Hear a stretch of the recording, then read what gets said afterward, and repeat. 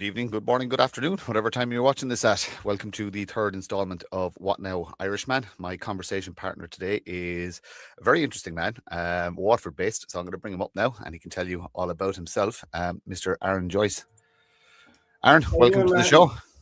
Thank Very, very you. nice to meet you. I know you, but I've never actually met you. Absolutely. Yeah, I was actually only talking to a good friend of yours today about that very same thing. Would have seen you at maybe a couple of protests or public organisation meetings and things like that would have happened for different causes and issues, I'd say, since about 2020, 2021 that we may have respectfully been involved in, as individuals. But yeah, never got the chance to actually speak with you or converse with you, and I Well, suppose that could be said for so many people within the movement. But look, well, I'm just going to throw it straight at you now. yeah, What Now Irishman? yeah, what now? Well, couldn't Genie. I hope we have, how many hours have you, Martin? We could, God, As long as you have, yeah.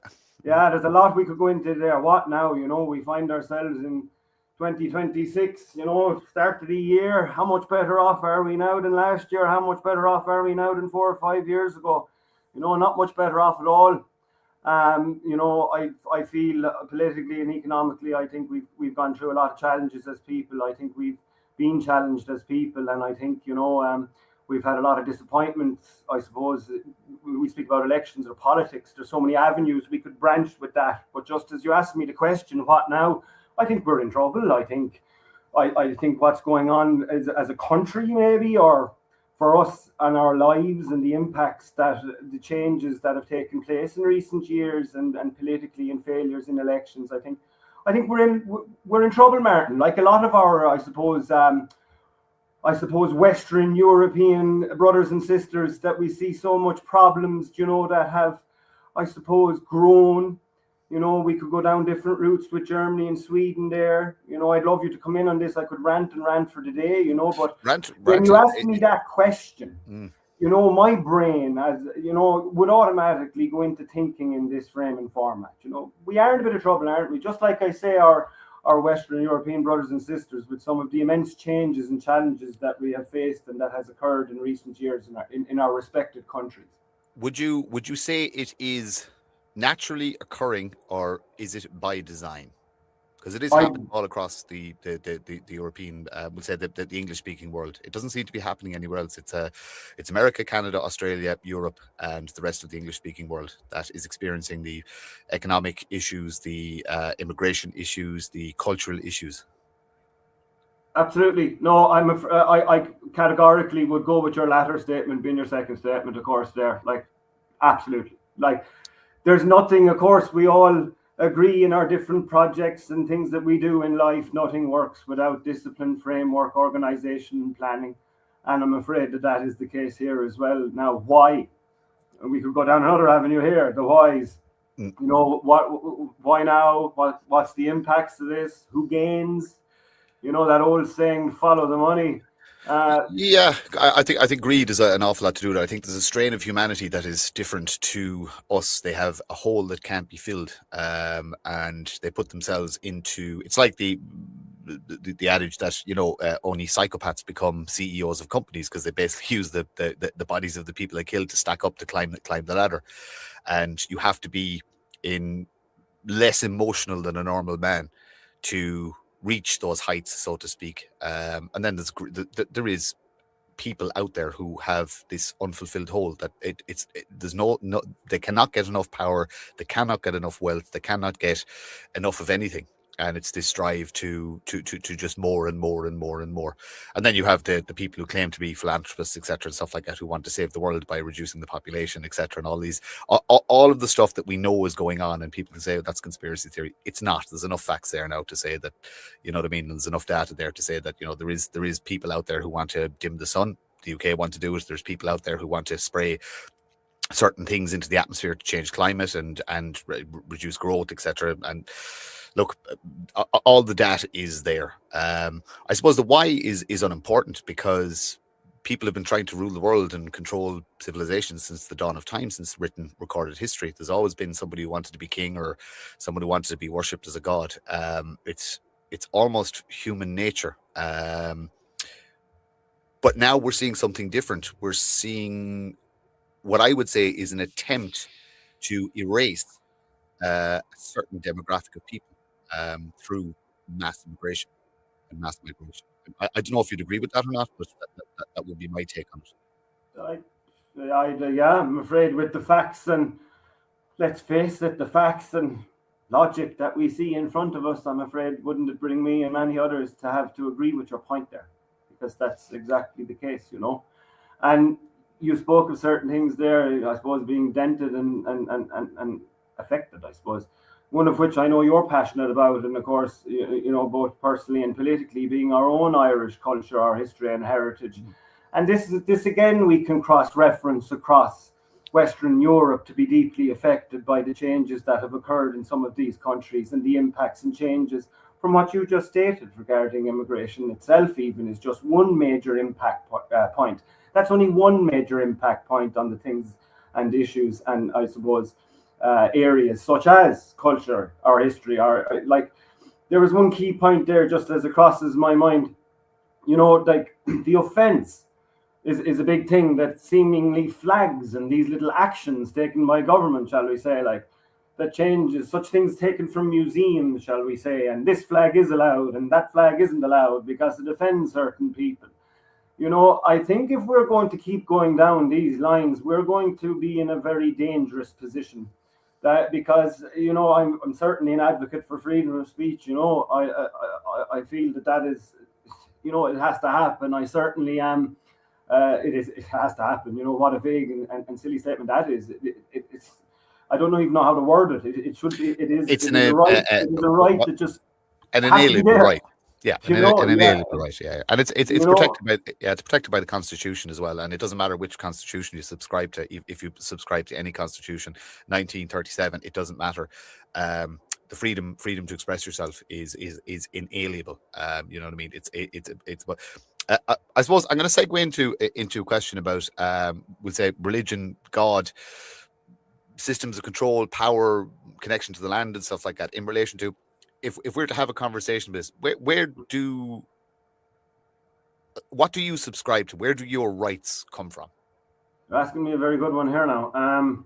You know, for me, I've definitely fallen in my life into the avenues of spirituality without losing Christianity, if you get my drift. There's a sense of belief, understanding, deep faith that I certainly, as a person, possess in Jesus or in a godlike figure.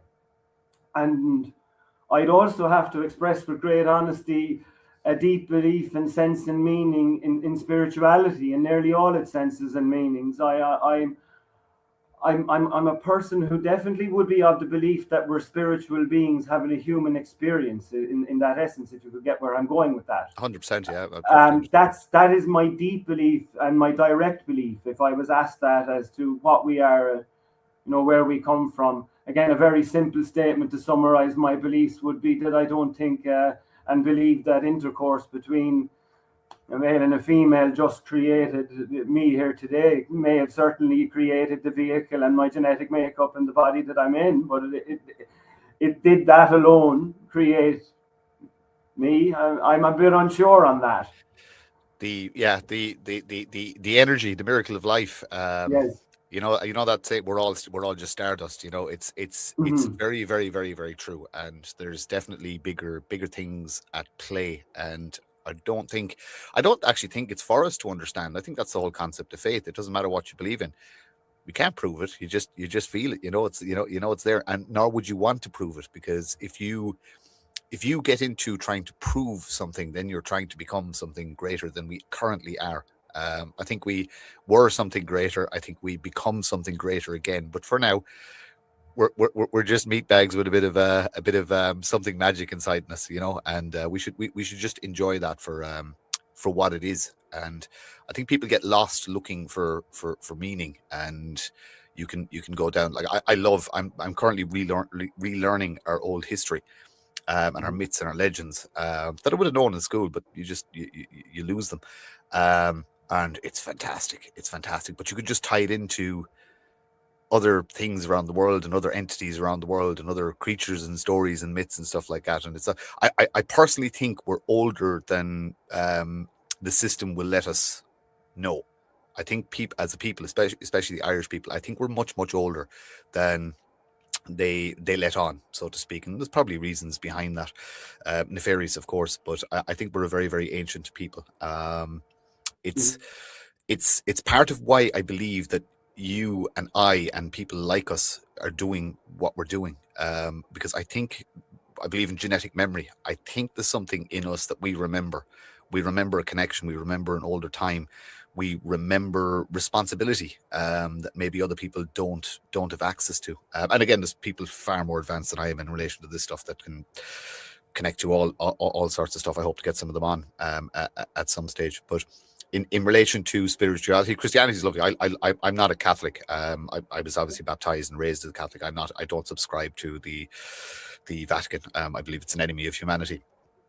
But I would be Christian. I believe that a human being walked this planet with a wonderful message and died for a greater meaning. And I can't leave it as simple as that. I don't need a theology doctrine to look any more into it, and that's what I call faith. You know what I mean?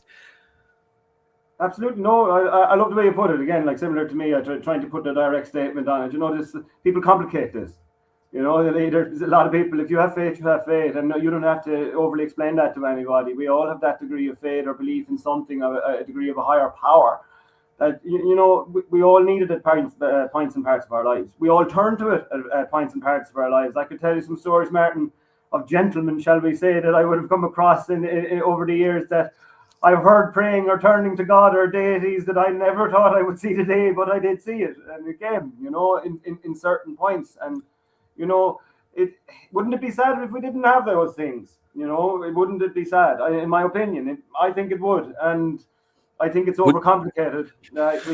Another avenue of conversation, the wars that are created in the world over it started, caused, our history says it, we see it today in modern day, that it still goes on. It's all a bit crazy. And, would you have empathy for people that don't have faith?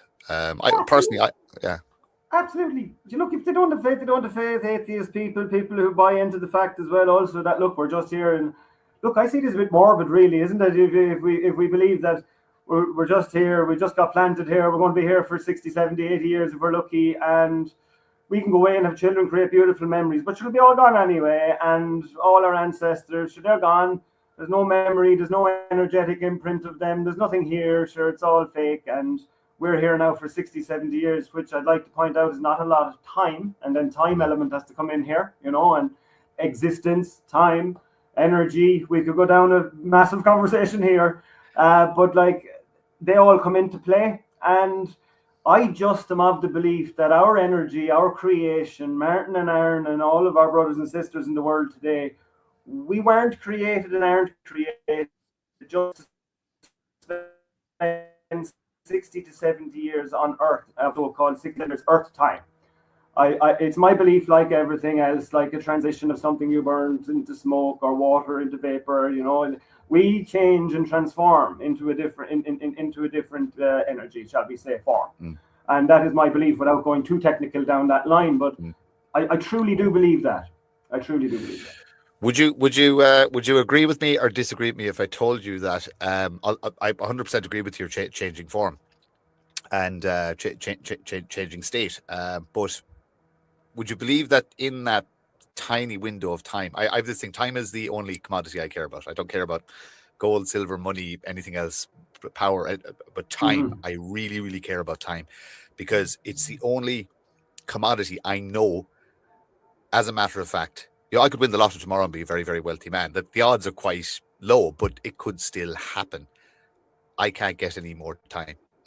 Whatever's allotted to me, that's it. So I believe it's the most precious commodity, and what we do with it is very, very, very important. But we also change state as we exist. If you go back and compare, we'll say 15 to 20-year-old Aaron Joyce, and then 20 to 30-year-old Aaron Joyce, and so on and so forth, you're actually physically not the same person, because every atom in our body changes over 7 or 8 years or something to that effect. But your mental state, your knowledge, the who you were is completely different to, I probably wouldn't be able to have a conversation with 20-year-old myself. We'd just be so different, so to speak. We'd have absolutely nothing in common. What do you think about that in relation to how we mature and how we change, and how so put it in terms of, okay, what led you to politics? When you were a 20-year-old man, would you have had any interest in politics or activism? Or in a sense, I'd have to be honest, in a sense, not totally. When you ask the question, I had an interest in people and I had an interest in community, but not necessarily politics, going down that route. I had a great interest in our past and the people of our past, and Ireland itself. I was a very proud Irishman in England at a young age, and just at that curvature, really, I'm 34 now, Martin. So if you're like, but at 18, you're going back 16 years ago, and just at that time, it still wasn't totally, lovey-dovey with Irish people in certain parts of England, let's face it still isn't today, but certainly back then it was a little bit more not so lovey-dovey as it is now. And I enjoyed spending time there, and a little bit of a reflection on your point that you mentioned there. Would Aaron today be able to speak to Aaron at 20? Not a hope. Was I interested in politics then? No. Community and people more so. I was involved in football clubs. I played soccer, most of my life, both here and in the UK. I would have held roles on committees and managed and coached teams, but would have tried to get involved at communal level when and where I could. But my late teens and early 20s would have found me traveling a lot, to be quite honest, at that period of time. But reflecting on my interest then on your second question there, as it runs over, how did I get involved in politics, or that level, my main interest in it? I came back from Scotland 2018, 2019. And look, sure, let's face it, what Irishman who in sense would have opposition viewpoints to a current sitting government, you would turn to a current opposition party, so the most Republican one, being honest, I'd have very nationalist and Republican views and values, to be quite honest with you. To summarise, that would be it, But I do believe, in addition, in democracy. In that, I do believe in the sense that every individual at communal level, just to touch on, we might do so later on in the show, but like the taking away of local communal Garda stations and councils that has occurred down in recent years, I am in a total objection to this. Because the voice and the communal, I suppose, decision-making at grassroots level is nearly in sense removed. Let's face it, it is when things become centralised at a hub or a location at a greater point.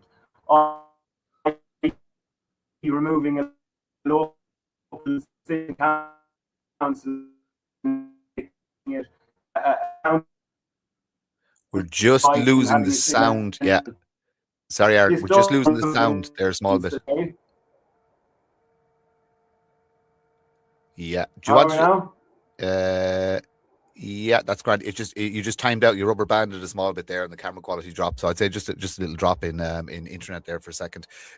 You were about the point of, you were essentially saying you came back from Scotland and you would have nationalist Republican leanings, and you were talking about we said power being taken away from the councils, etc. So just kind of go on from that point there. Yeah. Right. Well, for me, yeah, I'd have the nationalist and Republican viewpoints. That's for sure. And when I did return from Scotland, as I reflected on there, I felt as though if I can do that, what can I do? I'm not driven by money or material things. I don't drive. I've had some great positions, by the way. I've worked in hospitality and security down through the years, but I was never driven by that or motivated by it. So I was thinking at that kind of age and time, going back, sure, what would that be now, 7-8 years ago? Can I do something in my community? I'm back home in Ireland. What could I do, if anything? I'm very passionate about homelessness and mental health. I'm sure we'll certainly touch on that later on as well. But just to say that was a trigger point, that was as bad back then as it is now, as the old cliche goes. But that wouldn't be true and factual as a statement to put into today's words. But that was the case, and I presented myself to a few local officials and a few people within parties and things, and I ended up speaking to people within Sinn Féin and things like that, But look, unfortunately, they weren't for me and I wasn't for them, I think was the outcome there. And, getting to the point, Herman Kelly was doing some good work at the time, and, I'm one here that I want to make it very clear, I'm sure, throughout this conversation or any other conversation that I have at any time, whether it be with Martin or anyone publicly, I try and judge people on their merit. I don't have to automatically like anybody. I don't have to love anybody, and I often do speak and reflect on people. And, I have relationships at different levels with a lot of people within politics and the political movement and in life, of course, like us all, But I don't ever promote or condemn or over condone anything in reflection. But I just want to reflect on that through the conversation that Herman Kelly was doing some good work at the time. And I felt as though that, it was an option to join the Irish Freedom Party in Waterford. God bless her soul, Melissa O'Neill was attempting some great work at the time in Waterford that I was aware of, being from Dungarvan and Melissa being in the city, And we teamed up, in a sense, maybe not in a public eye, but, at the party level in the background for the Irish Freedom Party.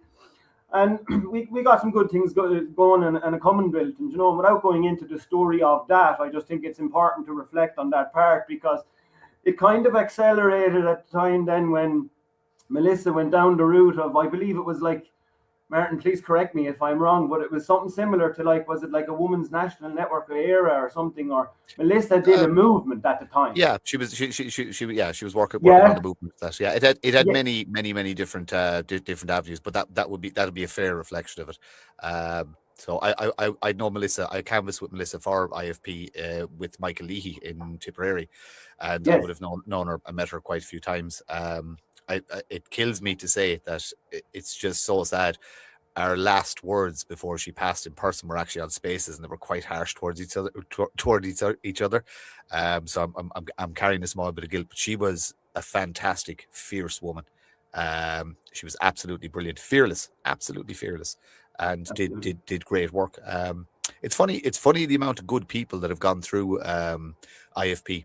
Yeah, it's a bit of a conundrum. And say, look, same stuff. I know Herman. Herman and me have had our differences in the past.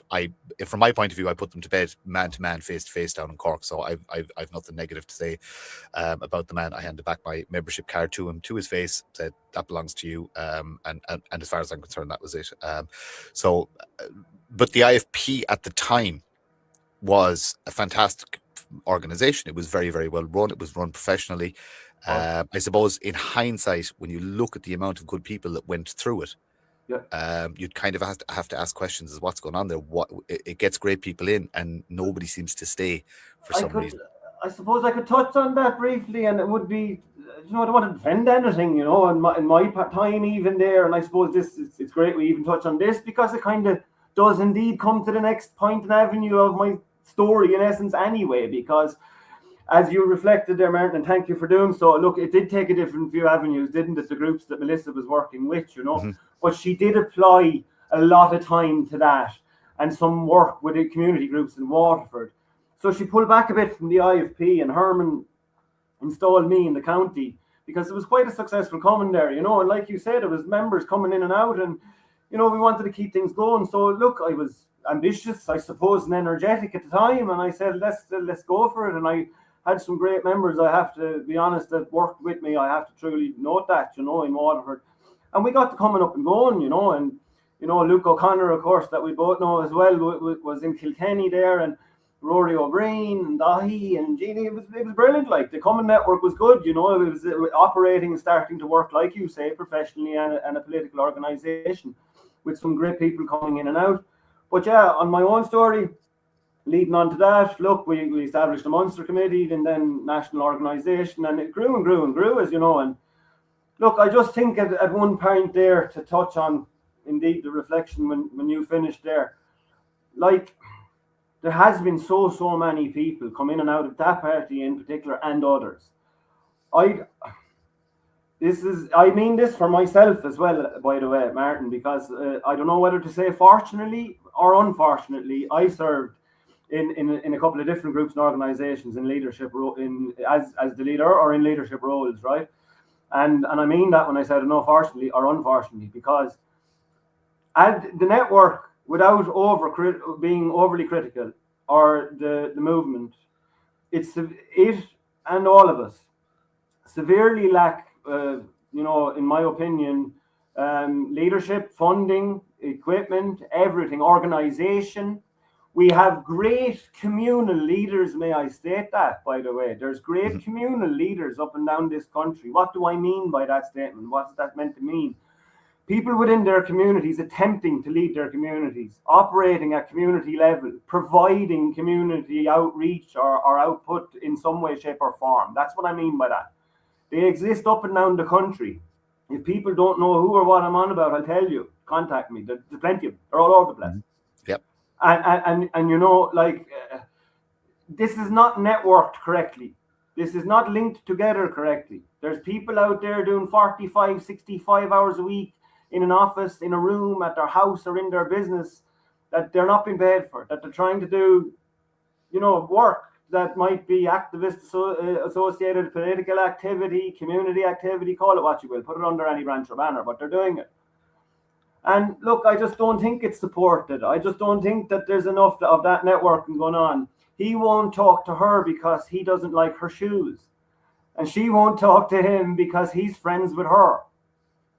And I'm afraid that part of the movement I have seen as a leadership figure inside the IFP for a number of years, at the attempts of creating my own grassroots party, and attempting to run, which I did do in a general and local election, even as a paper candidate. We all knew that not many of us would be elected.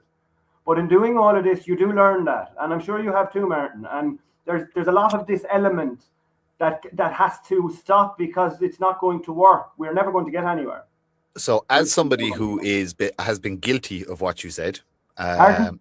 I said, as someone who is, I've been guilty of what you said there. I've been guilty of, somebody who has been on the other side of it. I'm not going to say victim, but you know what I mean. Had the stones thrown at them. I've a very good understanding of why people don't get along or don't like each other, but I also feel that there's some unnatural hands in there as well, because the hate, you see, there's a difference between disliking somebody and somebody going so far as to issue death threats or start looking for your address online or this kind of stuff. And exactly. that was a big eye opener to me, and it's happened on numerous occasions. Look, I'm sure you've been at the receiving end of it as well yourself. So the Marxist is my enemy, the communist, whatever you want to call them. You know what I mean? That's the root of most of the evil that I see in society. It's a form of cultural Marxism. It's a brainwashing. It's a lefties, whatever you want to call them. Yet I've never, although we have a very left leaning government and our lives are in danger because of them, but I've never been directly threatened by somebody from the leftist movement, so to speak. No. Yet I have. You're lucky. Yeah. Well, yeah. Look, what the Antifa people found out fairly quickly that, don't. Because I'm good at finding your address too. Exactly. That occurs too, unfortunately. But look, sometimes you try and avoid that kind of crack. As you see, we came across it on the Sovereign Voyage there, a couple of times and things like that. But look, without going off the topic, I'm delighted to hear that you haven't received that too much or overly so. No, but the point I'm making is that I've received it from our own people, that we class their own people, and that struck me as bizarre. But I mean, bile and real hatred. This isn't pretend hatred. This is actual hatred, and I'm never able to wrap my head around it, because even the worst enemies, that people that would genuinely hate me. I'll still reach out to them if I see something they post online. I did it the day before yesterday to somebody who basically is an issue with work and stuff like that. And I actually sent him a message. Look, forget our differences. This is actually something that we can work together on. As in, it's an idea that Shinadina are working on. So, like I said, it's people won't get on. You'll have a falling out. You'll argue with people in the pub, this, that, and the other. It's all nonsense. You know what I mean? It should all be forgotten about the next morning. But there's some people out there that just don't seem to be able to operate like that. They get. I find it very hard to understand, and that's why I think that there's players at play, whether they be state or other entities, that are just going around spreading rumors, dripping poison in people's ear. We've met them, Martin. We've met them. We've been speaking to them. We've been standing in rooms with them. We know they're there. You and I both know they're there, and people need to know they're there too. And they are there. How do you combat it? How do you combat that level of infiltration, so to speak? If you want to build community, togetherness, communication, direction, organization. There's a number of ways. Like you can't, and you know, we can agree or disagree with, we say, just to mention, it's not pick on Sinn Féin Day at all, but to achieve Irish unity, you know, everyone have to pull together in directions to achieve such things as this, you know. And it's the same for any kind of a movement or an organization or a grouping or people that want to achieve something. If one person is pulling it north and the other is pulling it south and another pulling it west, it's all over the place. The energy is all over the place, you know, and this is the problem. And there's people putting, dare I say it as well, even down to finances, reflect back on the elections, like where money is being put, where people ran. There's people ran in this country where there was 6 independents ran for the same brains, same people who protested together. But yet they all didn't reflect on one another to say, do you know what? We all agree, lads, but these 2 individuals have the best chance and these 2 have the best ability to actually represent. Let's get behind them. You know, there is this argument I've often seen. Again, I won't reflect on names. I'm sure many people will know who I'm talking about when I do. There's people out there who are around this movement. And again, I'd have to mention merit. You have to respect them for their work on merit, but you have to question reasoning, where you have people out there pushing these movements, do vote, don't vote, register, deregister. You know, there's energy all over the place, and there's miscommunication and mismessaging here. And, you know, we can argue one point that there was misappropriate dealings within the election, but what if there wasn't? You know, the problem I see with the last election, as we're speaking about it, is well over 40% of the country didn't bother. Yeah. This is the problem. The people, and it's funny, as I reflect on that just before I pass it to you, Martin, on that point, in Waterford alone, I'm now seeing, and I have to mention this, I'm seeing on my newsfeed every day, the same as everybody else, that in my local area being Dungarvan, people giving out about the council, giving out about the councillor, or giving out about the lack of representation that is similar to 4 years ago that exists today. And I just feel like sometimes writing underneath, what is different? What do you expect to be different? You have voted in the same people in my constituency, with the exception of one, an independent for an independent occurred in my constituency. Every other seat re-elected. So what do you expect to change? Mm-hmm.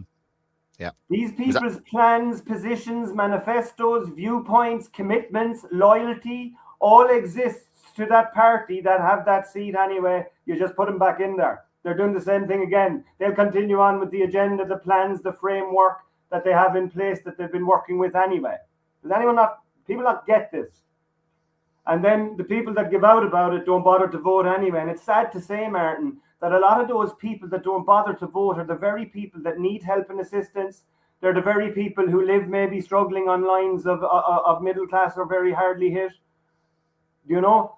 And that frustrates me, as you may see in my voice, even as I speak about this, you know? This is irate for people that are out there, that really are trying 40, 60 hours a week in frontal networks or at the back, in computers, whether it's in the front of the community, you get my point.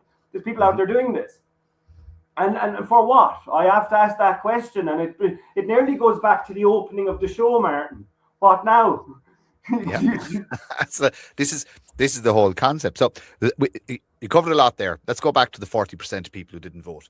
Now, I talk to an awful lot of people, and I talk to a lot of organizations and groups and this, that, and the other. So I've come across different organizations like the IRB, the Society of Peace, etc., that would be all for, right, the system is so banjaxed that the only way to operate is outside of the system. We're going to build our own councils. We're going to build our own networks. We're going to do it through ancient laws, etc., etc., etc. I have fantastic respect for it.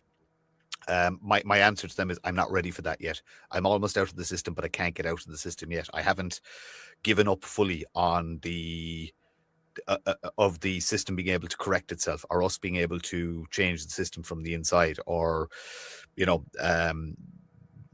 I mean, eventually I will end up just living in a cabin somewhere on my own in the woods. You know what I mean? That's probably what's going to happen. But I'm just not quite ready to give up on the current structure yet, because, like I said, it's not that it's not doable. It's that if we decided collectively that 40% of people to get out of the system, and let's say all just locate to the west of Ireland and just live quiet lives, build gated communities for ourselves, just Irish people living a very, very simple life, I don't think they'd leave us alone.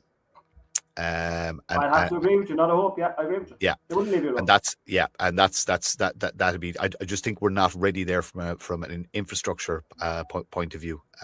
We wouldn't be able to protect ourselves from the from the system. So, but I like the idea. If I gave you the magic stick, right, you could actually make all those 40% of people vote, or go the other way, get 60% of people to just go, nah, we don't need your government. We're going to wall in Dublin and leave you up there. You can do what you want in Dáil Éireann, but the rest of the country is ours. If I gave you the magic stick, which way would you lean? Which way would you put your energy? Oh, and that's right now at this time. I'm not asking for 10 years time. I'm not asking for right now. That's a very difficult question, Martin, and I'll tell you as to why. I'm sure you may have seen, but some do know.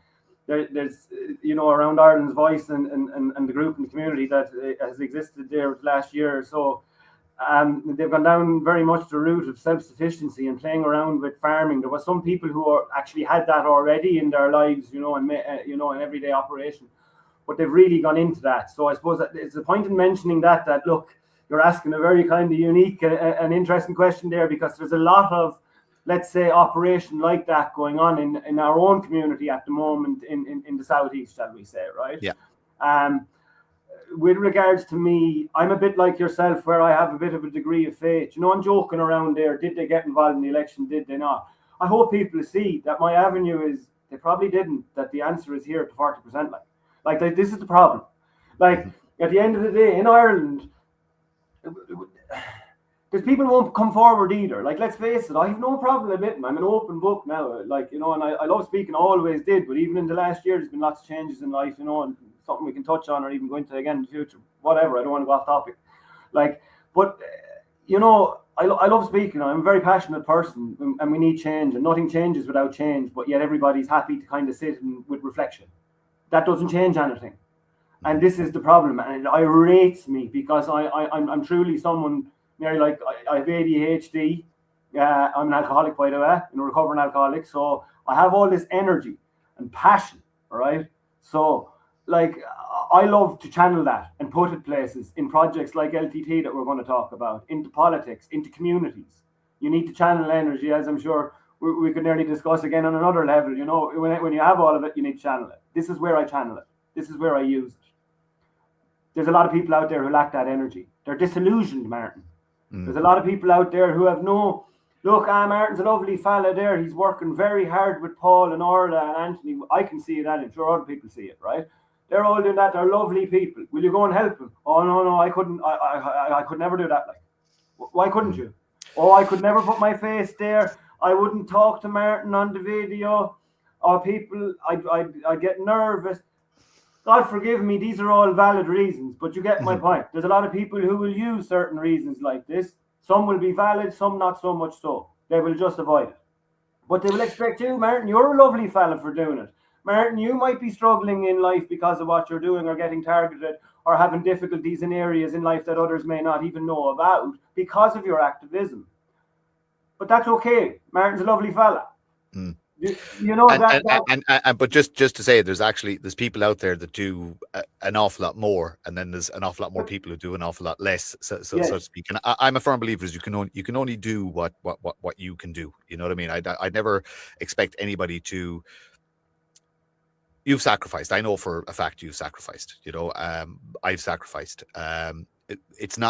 It's not for everybody, and it goes back to what I was talking about in relation to genetic memory. I believe we're compelled. I don't think we have a choice in the matter. I don't think, like I said, I'll eventually retire to the woods somewhere in a cabin because that's what I want to do, and I've put a set time frame on how much I'm giving 15 years of my life to this. I told you before, that time is the only commodity I care about.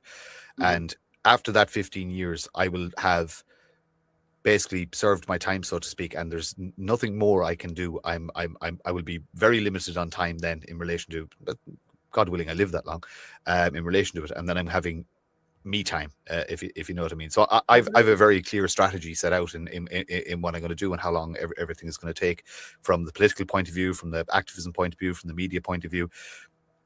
I'm lucky that I've got a very, very tight, close team in relation to Anthony, Orla, Paul, and a few others in the background. Do you know what I mean? But out of everything else, we laugh. You know what I mean? And we have each other's backs.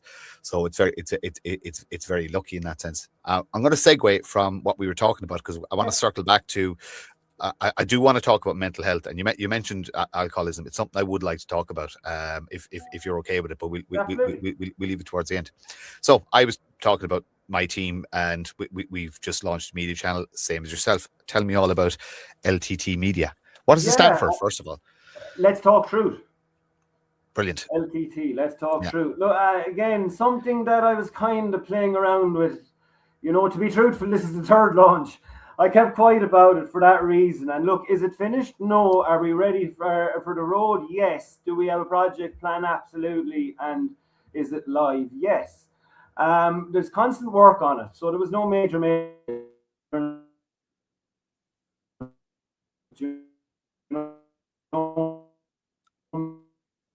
Just lost you there again. Just give it a second. It's just lagging a small bit.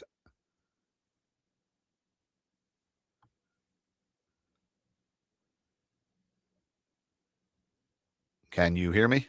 You're frozen on my end, so I'm just going to check my connection on my end, and I am good. Let's double check something here. Sorry, guys. Look, it happens from time to time. Yeah, no, I'm all good. So it might be Aaron's end. So what I say to you, Aaron, if you can still hear me, sometimes I'm just going to pull you down, and I'm going to pull you back up again. And we'll see if that fixes the problem. If not, you may need to exit the studio and come back in again. I'm not even sure if you can hear me. We'll just go back again. No, okay. So it seems to have dropped on his end. So humor me, people. This is the wonderful thing about not editing. You get to see all the hiccups and things that go wrong. I'm just going to message him and tell him to. Okay, yeah. So he's dropped out of the studio. So I'm just going to message him and tell him to come back. Just come back in, and it should be fine. Bear with me a second.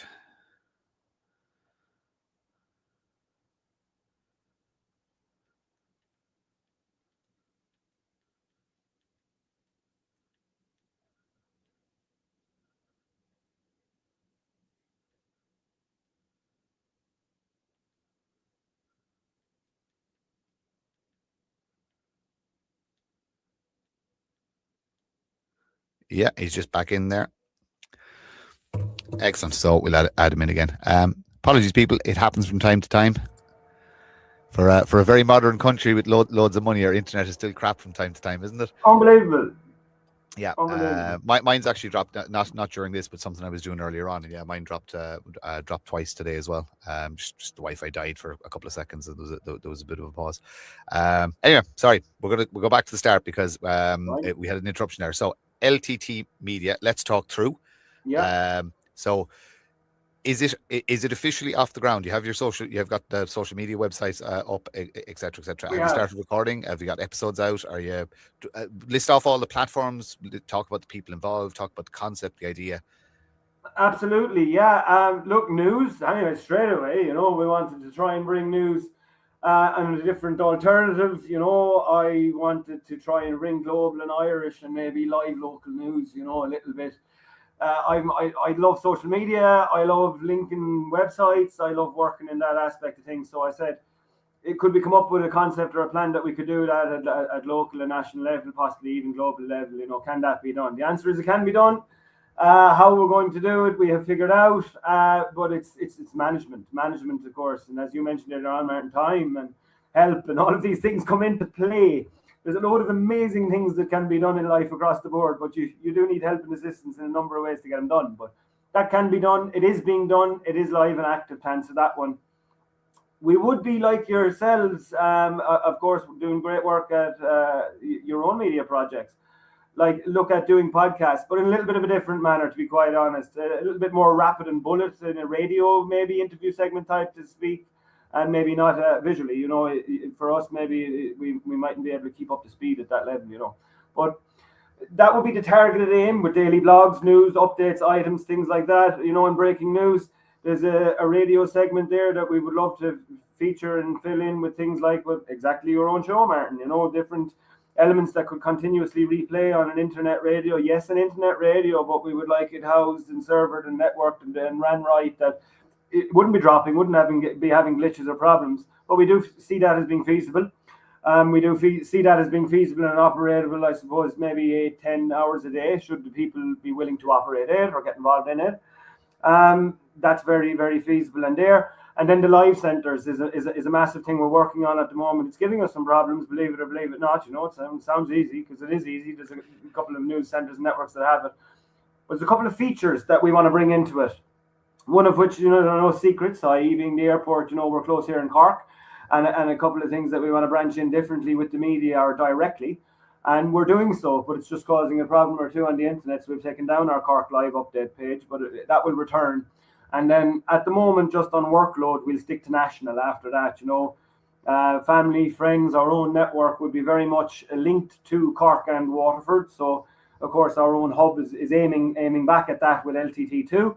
But, of course, driven to nationally and to a European audience, we'd love to see. And especially with the likes of the Wine Wednesdays, Martin. That is one of the first great title shows. Wine Wednesdays. It's brilliant. It's a brilliant title. I don't know the lady involved, but I saw it when it first came up, and I was there. That was smart. Whoever came, that's just a very, very, very catchy title. It's very, very good. Thank you, Martin. That's good stuff. It's very good. It's a lovely play on words, and it'll attract a certain audience who get the humor of the title, but it sounds good. Yeah. And I would think it's going to be a nice conversation piece, where, yeah. It is. Sorry, Martin, I interrupted you there, but that piece itself has even changed nearly in concept or shape since it started. Fiona's doing a great job with it. It is indeed a conversational piece, and there are interview segments, majority that have been recorded already. There's 2 episodes out. And in that feature, it had Moni Dudek from County Waterford speaking about autism. Basically, she's speaking as a mum and dealing with a child with autism, the challenges and issues faced, I suppose, in everyday life, Martin, to summarise it, and it's well broken down. Speaking to Fiona, you mentioned you may not know her yourself. Fiona McCormack is the host of Wine Wednesdays, again, a former candidate herself. She actually also featured on Virgin Media's Dinner with the Enemy. Wow. Okay.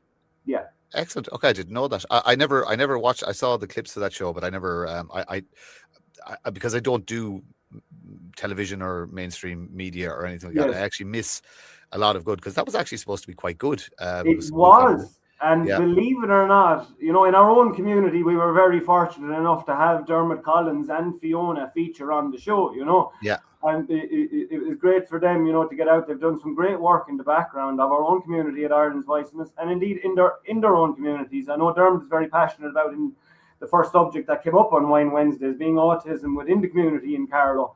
where he lives, he'd be interested to even speak to Martin because of what they're kind of, I suppose, experiencing on that number in such a small area in Carlow, basically, is the point I'm making.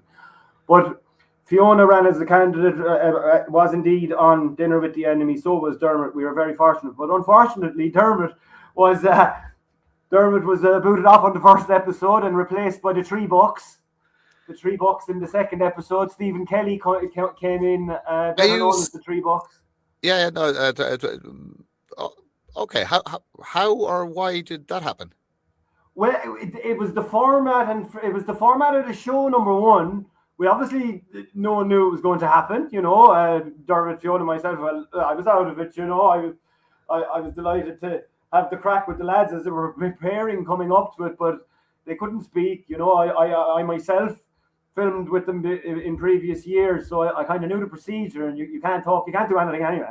Yeah. But we had a great crack with the lads when they were doing it, But yes, unfortunately, Dermot, he featured in the first showing and a bit of the second, and then was unfortunately eliminated or removed or whatever the hell happened there. I didn't realize it was like that type of reality TV where you're voting people off. Or I didn't realize. I had no idea. There's some interesting characters on it, Martin. If you haven't seen it, believe me, it's well worth the watch. And it's 4 or 5 characters from the so-called right side, and then 4 or 5 characters from the so-called left side. Let me be honest and tell you that is not the way it appears, and that's not the way it comes across. And it's very good entertainment. It's very good listening. Even if you can't watch it, you can listen to it in the background. It's quite good. But look, delighted to see Fiona stay the entirety of the series. Basically, it was fantastic. Very good. She did end up saying the whole series, and she put some great points across. There's some great discussion points that come up at the table throughout the series, and a lot of people have their viewpoints. And I think some more of these projects should be done, Martin, because in previous projects I've invited lefties and people with kind of some more socialist leaning ideas on to have a conversation, and nobody's ever reciprocated. Nobody's ever, and it's a case of it's like this. It's not an argument. It's just a conversation. I'm not trying to sell you my ideas. I want to hear what your ideas are, and then I want to have a discussion about it. And of course, if I think something is ridiculous, then I'm going to query you on it, and I'm going to ask you to. But yeah, they don't. For the most part, they don't like. They don't like conversation. They don't like to be questioned. They don't like to have to. Everything I say, I have to prove, so to speak, or I have to be able to do it. Now, because I'm involved in politics, I've actually written policies in relation to some of the stuff I talk about. So I go, no, I actually have the facts and the figures, and this is how we would do it. And it's actually going to take this amount of time, and we'll need to divert resources from here. So you know what I mean? So, but there's a huge amount of stuff I don't know. And obviously I'm not in a position to talk about. I can give an opinion, but I couldn't debate or argue a point because I just don't have the knowledge base. Just in relation to, because we're talking about that show, is it Dining with the Enemy or Eating with the Enemy? Yeah. Who is your enemy? My enemy? Oh, well, that's a good one. I don't know, do I have any? I'm sure I do, Martin, but do I see myself as having any? No. A year or two ago, would I have? Absolutely. Who would it have been then? I don't know. Antifa? Think about it.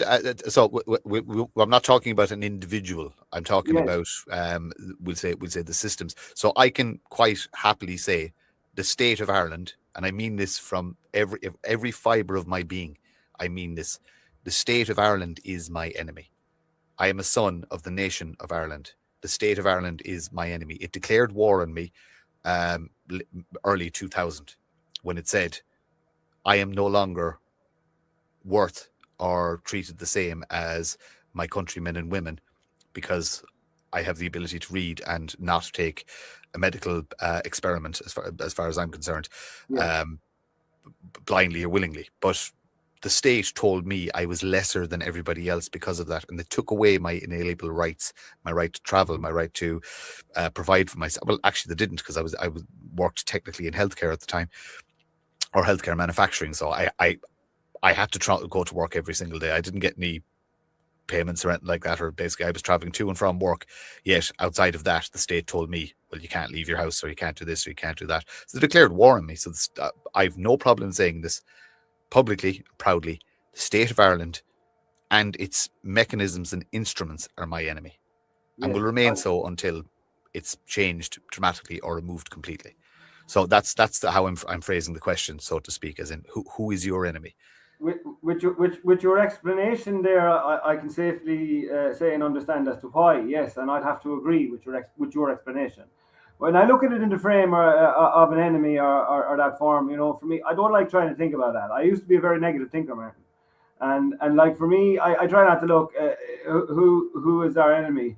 I fully understand why you said what you said and why they would be your enemy, believe me. Would they be mine? Well, I suppose if you were to reflect back on your statements there, well, then they would, wouldn't they? Because that's true. And they did indeed do the same to me. They did the same to our brothers and sisters across the country. And they did the same, if you could reflect on my previous statements, across Western Europe. So this has happened. And it's what are we going to do now? What now, as we say? We go back to it again. And that is the constant question. And we need to come up with solutions, because that's another part of it for me, that when we discuss things like this, the deaths was always a big thing, right? We had the coming in Waterford, okay? This came up every month, every 2 weeks, everywhere we went, across the Waterford city, across markets or anything we were involved in a community level in Dungarvan or further afield. Everyone was saying, like, is there any questions about this? Like, is there anyone going to answer to this? Like, how many deaths occurred in Ireland from 2020 to whatever, still occurring now, but how many deaths occurred during that period of time? Because of the lack of or professional ability or care during and or for cancer care, dialysis, whatever it is. Where are these numbers? Who has them? Who's accountable for this? Who said don't give this person dialysis and close down this ward and open it for this reason? Who's made all these decisions? Who's accountable here? And where are the figures? I'm looking for certain figures that I don't want to get too much far into there now, but they are related to suicide, to be quite honest. I can't find some of these figures. Mm-hmm. And I certainly can't find them when I start filtering it out and wanting to find out certain or defined figures in area. They're impossible to find. Yep. This is just not acceptable. This is also why we need media that will bring this to public attention. There's people here in Cork City, and this is again not to reflect on my own local area. This could reflect anywhere with rivers. I was, delighted to spend time on the Shannon with the lads for the Sovereign Voyage, and got to see many, many beautiful places along the Shannon, along our beautiful country. And this is it's not been taken, in my opinion, serious, or it's not being addressed. And that's it's my opinion that this is all way too wayward. So, are you talking about what's not being addressed? Is the fact that you can't get government data that they intentionally make? Are you talking about the massive problem of mental health in this country and male suicide, especially in a certain demographic of males who are, it's kind of the 30 to 50 bracket. Yeah. The numbers are absolutely through the roof, and you could say, Martin, I was talking about the figures in which we were reflecting on, but in hindsight, you could actually say I was talking about both, because it applies to both. Mm-hmm. And that is the truth of it, unfortunately, and you have nailed it. The bracket is in the late 20s, 30s, up to 50 that these people are dying in, and that is the truth of it. And it is males, mental health. There is issues to this. There's problems to this. I believe in some way there's stigma associated to this. There's often relationship breakdowns associated to this, drink and drugs associated to this, children, lack of alienation associated to this, and this is not discussed. It's not discussed in certain parts of Ireland. I still think and believe in 2026 that there is still stigma attached to this, or the male mind still believes that this is the case and doesn't want to discuss it. And I'd also have to say that there's a lack of services there anyway for the individuals who do want to discuss it in the first place. So I can tell you hand on heart, I'm a little bit older than you. And it's so, and I joke about this. I don't deal with problems. I don't discuss problems. I put them all in the bottle, and I keep shoving and stuffing the bottle down and stuffing it down and stuffing it down and stuffing it down. And then I go for a drink, and I don't drink huge amounts, but I'm fond of a pint of black. And then I have one person that I will go and speak to after I've had a couple of drinks, and it probably happens to me maybe once every 2 or 3 months, and every bit of it comes out. And I'm blessed. I'm blessed. I have that one person that will sit and listen to me, and all of that emotion coming out. And then I just start the cycle again, and I just go keep shoving it down into the bottle, shoving it out of the bottle until the bottle is full, and the bottle does get full. And I just pray that I'm close enough to that person that I can get to them and sit and talk about it. Is that healthy? Of course it's not. You should be talking about this stuff all the time and not letting it build up. But and again, I'm only speaking personally, I wouldn't be able to function as a human if I dealt with emotions every single day. Mm-hmm. I just couldn't do it. My life is too difficult. It's unfair because hectic, busy, difficult, whatever you want to say. I've had a lot of changes over the last couple of years in relation to work and life and stuff like that. And there's a marriage ending for 25, a long 25-year marriage, and then I had to relocate because of work and stuff like that. So there's a lot of stuff going on. I, as a man, would not be able to function if I had to think about that every single day.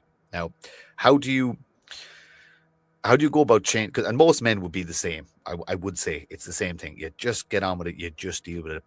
But everybody has a breaking point, and some people they could be, that bottle could be filling for 10, 15 years. Yeah.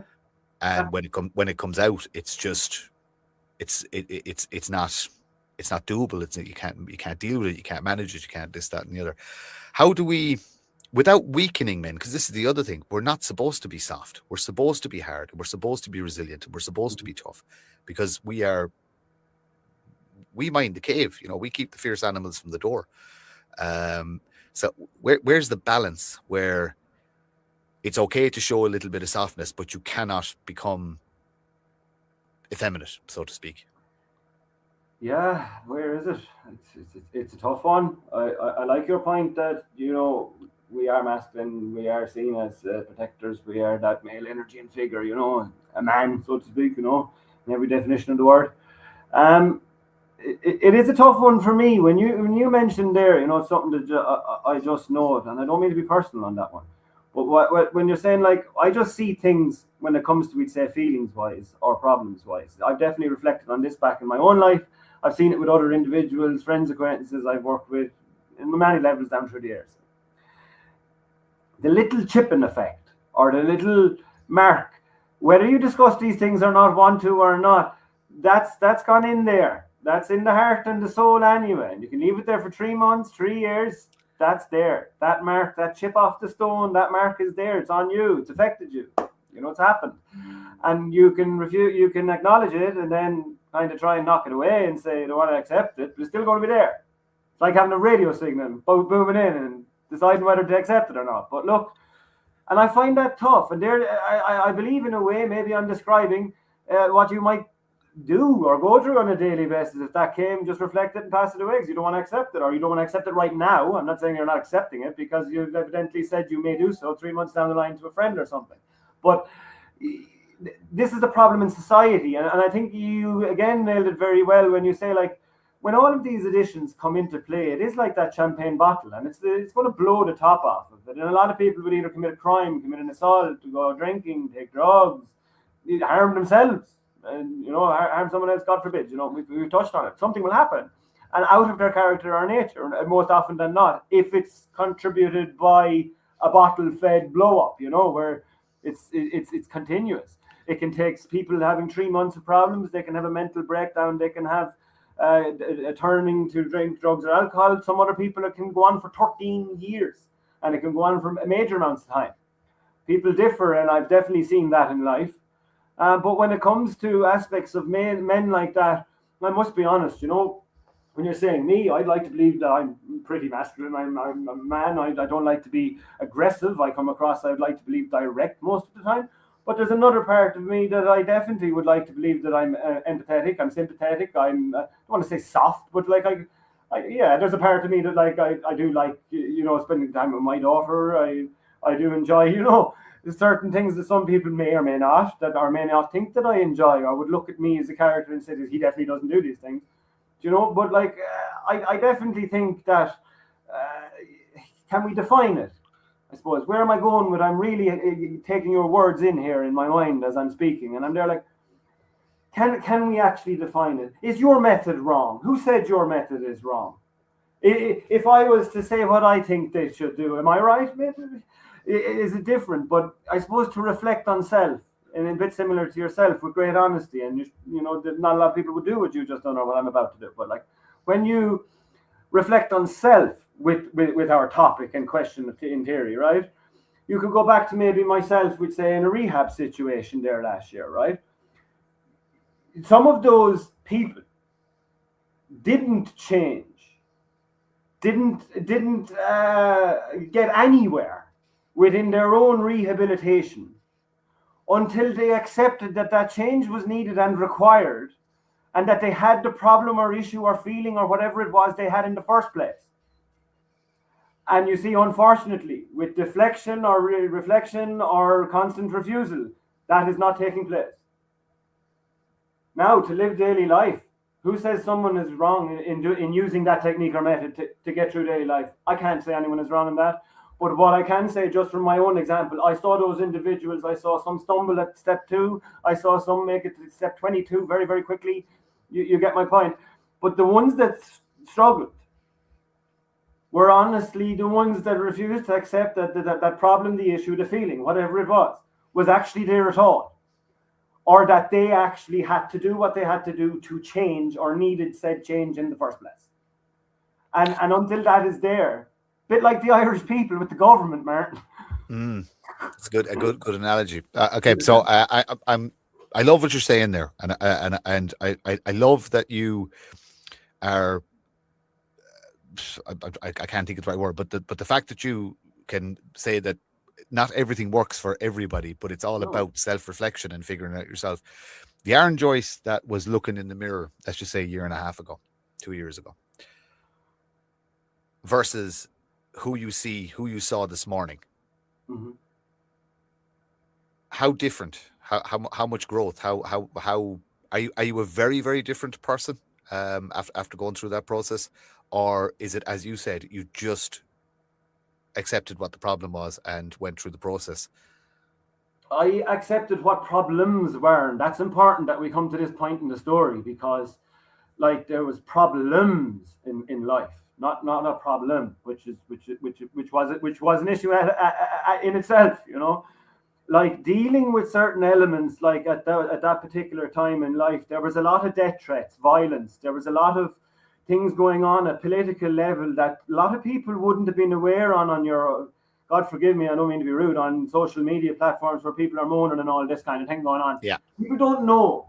And that sometimes kind of annoys me too, Martin, where you have people that believe that they know everything that's going on a political or a communal level, or they're involved with this group and that group, but on social media they are. Yeah. But they don't know anything that's actually going on in reality. And that's I've seen that, man. The real world, the real world isn't happening on social media. It's a useful tool. The real world happens on the streets, and it happens in alleyways, and it happens in forests, and it happens in private meetings and smoky rooms and this, that, and the other. Just people. The real world is a scary, scary place with scary people, and this is the reality. So that, like, you're kind of saying indirectly or possibly directly that like activism and politics. Yeah, there was a big part to play in that. Affected your mental health. Unbelievably so. And one day in question, sure, look, we all know what day it was. There was threats, and like one thing that would happen often would be phone calls, and this would go back as far as the IFP, Martin. You know, Herman Kelly. It was procedure, in fairness to Herman Kelly at the time, that these were identified and obviously highlighted at our Corla level when I joined the our Corla of the IFP. And I must say, regrettably, very, very quickly, when I was a figure on the IFP of the Ard Corla, this did indeed take place. Calls from Dublin-related numbers, Belfast or English-related numbers where threats would take place. I remember actually within my first 6 to 8 weeks with the IFP, Herman Kelly's house was red bricked. You know, there was these incidences taking place, which I don't condone, man. I'm all for, you know, fighting with your mouth, or God forbid, if you have to fight with your fist to defend it, at one point you do it. But like, you fight it honorably, and like I don't believe there's an awful part of me, and again, we're spending great time on a lot of topics and throwing a lot of things around, and I don't want to be going off and up in the air on things.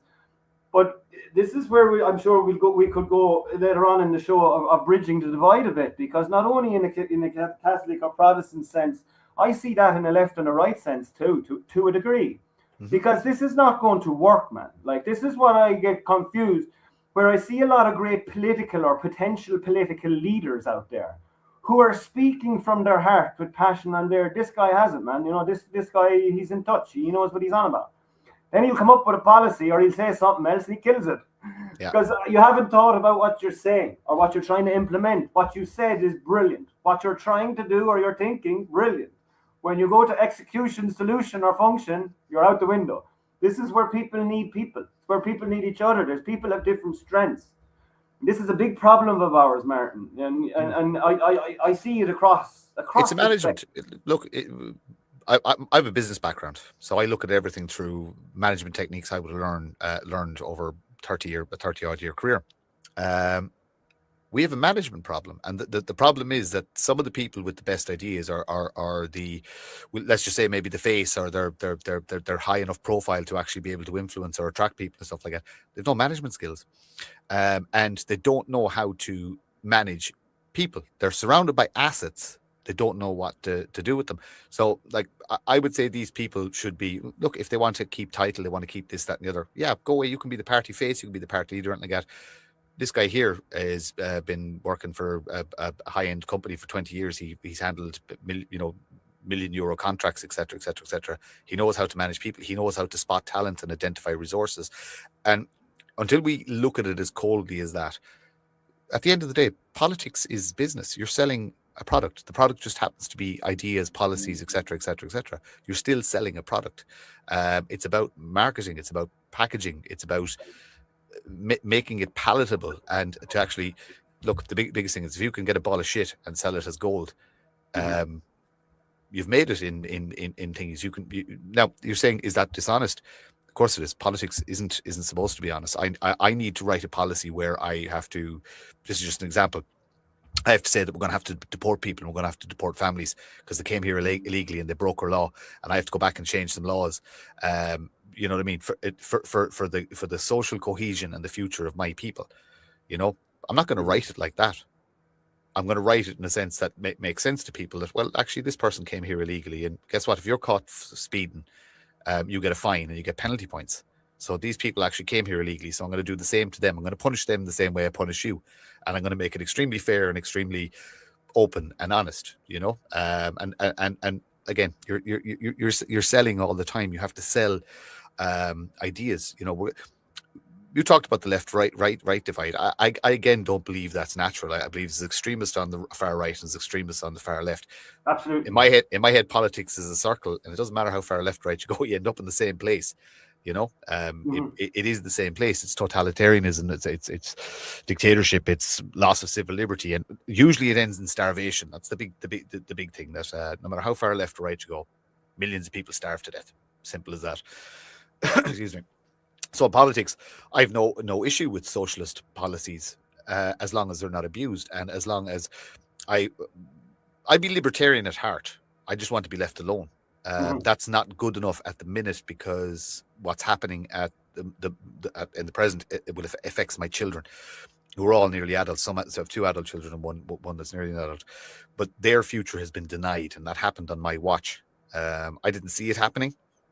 Was too busy trying to keep my mortgage paid and, you know, keep show on the road and all this kind of stuff, and all the excuses we use. But the reality is, it happened on my watch, and my generation's watch.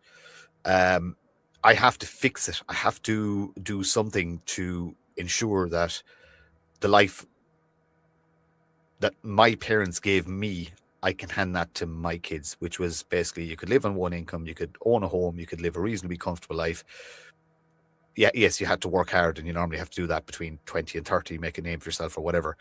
But outside of that, then you should be comfortable enough that you can keep two cars on the road. You're not struggling and scraping and scrimping. Now, I was never wealthy, but I was, for the most part, comfortable. As we joke, one bad car breakdown away from poverty. That's where I would have been all my life. You know what I mean? Yeah, A 800 to 1,500 euro car bill would have knocked us back into the red, so to speak. But that life is fine. It's good. I think we're a better people when we're under a little bit of pressure. I I think agree. money was bad for us as a people, and I think that comfort, that 3 holidays a year and 2 extra bedrooms in the house, and the extra this, that, and the other, it got people into massive amount of debt. And I believe debt is fear. It's the fear that they use to keep you in keep you in line. I think that was bad for us as a people. What would your thoughts on that be? That we're actually better when we struggle a little bit.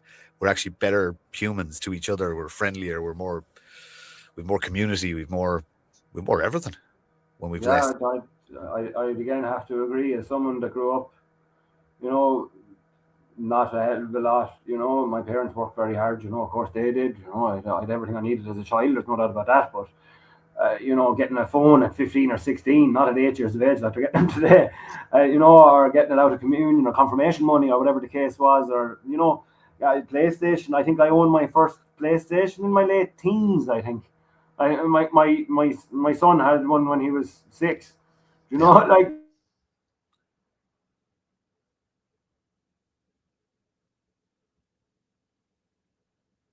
Just had a pause there again.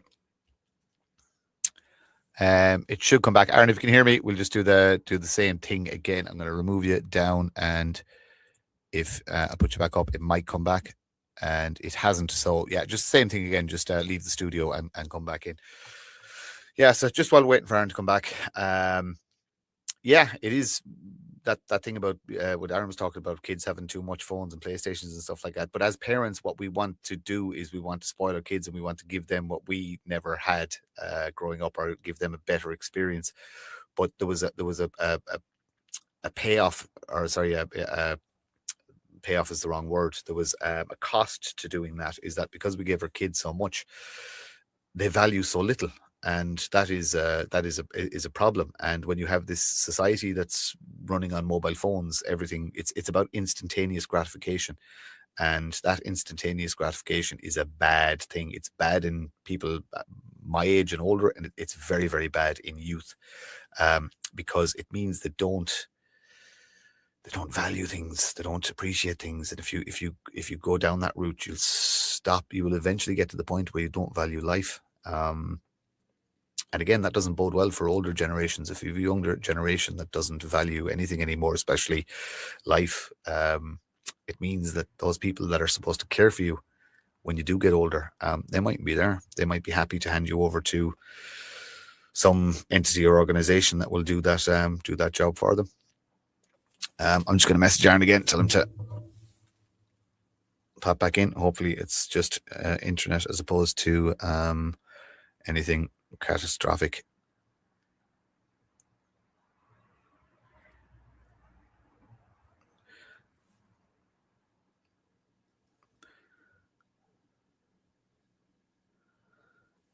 Yeah, he's coming back in a second now. Just the laptop. I think his laptop shut down them.